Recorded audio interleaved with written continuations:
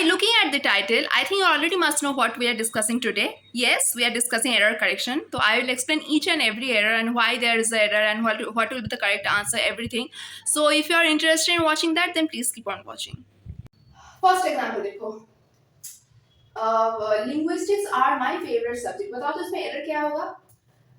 Linguistics are my favorite subject. अब देखो linguistics जो है इसका मतलब क्या है? इंग्लिश का एक सब्जेक्ट है लिंग्विस्टिक्स, मतलब लैंग्वेज कैसे हम हमारे डेली लाइफ में आया, लैंग्वेज का जो ओरिजिन है उसके बारे में हमें बताता है कौन सा सब्जेक्ट लिंग्विस्टिक्स। ओके, उसमें सब कुछ है, वावल है, कॉन्सोनेंट है, वावल कैसे आया, कॉन्सोनेंट कैसे आया, तो ये सब कुछ चीजें हैं। ओके, तो linguistics are my favourite subject. Linguistics खुद ही एक ही सब्जेक्ट है, ओके, जैसे कि स्टैटिस्टिक्स हम लोग बोलते हैं, स्टैटिस्टिक्स एक ही सब्जेक्ट है। लिंग्विस्टिक्स के साथ आर कभी नहीं होगा, हमेशा क्या होगा? इज, क्योंकि लिंग्विस्टिक्स, मैथमेटिक्स, स्टैटिस्टिक्स, इकोनॉमिक्स, ये सारे जो सब्जेक्ट्स हैं इसके साथ हमेशा इज होता है।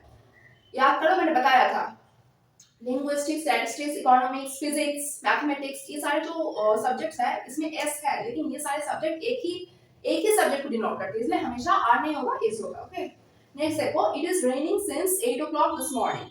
जब मैंने सिंस पढ़ाया था तुम लोगों को, सिंस और फॉर का एक वीडियो है, अगर कोई भी कॉन्सेप्शन क्लियर ना हो तो वो देख सकते हो। ओके, सिंस जब मैंने बताया था तुम लोगों को, तब मैंने ये बताया था कि सिंस अगर है तो वो सेंटेंस हमेशा क्या होगा? बताओ क्या होगा? प्रेजेंट परफेक्ट होगा। ओके, कभी भी ये इज नहीं होगा, ये हमेशा क्या होगा? इट हैज बीन, हमेशा प्रेजेंट परफेक्ट होगा। It has been raining since 8 o'clock this morning, मतलब क्या है? सुबह 8 बजे से बारिश हो रहा है। ओके, तो हमेशा सिंस के साथ प्रेजेंट परफेक्ट होगा, ना कि सिंपल प्रेजेंट, ना तो सिंपल पास्ट, कुछ भी नहीं होगा। अगर सिंस है तो हमेशा या तो प्रेजेंट परफेक्ट होगा या तो पास्ट परफेक्ट होगा। ओके, नेक्स्ट देखो, he has no affection with anybody. अब देखो, अफेक्शन के साथ कभी भी विद नहीं होता है, अफेक्शन के साथ हमेशा फॉर होता है। ये एक एप्रोप्रिएट प्रीपोजिशन है कि अफेक्शन के साथ हमेशा फॉर होता है। Okay, he has no affection for anybody. Then देखो, mathematics is his most toughest subject. अब देखो, मैथमेटिक्स है एक सब्जेक्ट, राइट, उसके साथ इज हुआ, ठीक है, यहाँ पे तो कोई एरर नहीं है। एरर कहाँ पे है? देखो, एरर है यहाँ पे। क्यों है एरर? मैंने जब एडजेक्टिव पढ़ाया था तुम लोगों को, तब मैंने बताया था कि दो सुपरलेटिव डिग्रीज नहीं होते हैं।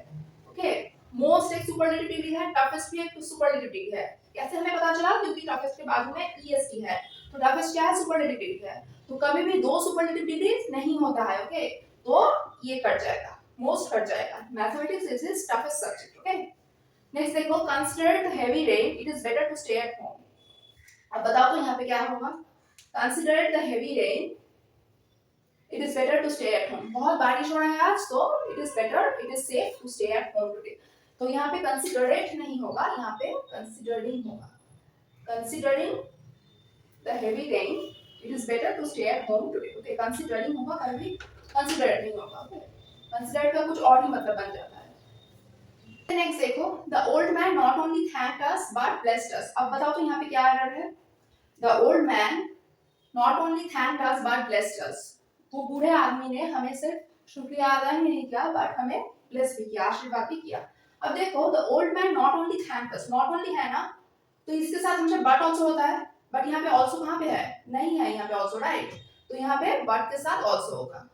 क्या होगा sentence? The old man not only thanked us but also blessed us. Okay, understand? The old man not only thanked us but also blessed us. Not only है या इसलिए यहाँ पे बट आल्सो होगा। ओके, क्योंकि सेंटेंस का construction ही क्या है? अगर नॉट ओनली है तो अपने आप से बट आल्सो हो जाएगा। ओके, किसी भी सेंटेंस में ये होगा। नेक्स्ट देखो, no sooner had the talks failed when the war began. इतना बड़ा सेंटेंस समझने की कोई जरूरत नहीं है। नो सूनर है ना, तो यहाँ पे क्या होगा? व्हेन होगा या फिर क्या होगा? ये मैंने कंजंक्शन पढ़ाते वक्त बताया था कि नो सूनर के साथ हमेशा क्या होता है? देन होता है, राइट, तो व्हेन नहीं होगा, क्या होगा यहाँ पे? देन। ओके, यहाँ पे हमेशा नो सूनर के साथ देन होगा। ओके, क्योंकि कंस्ट्रक्शन ही बताता है कि नो सूनर देन। ओके, ये हमेशा याद रखना, नो सूनर देन।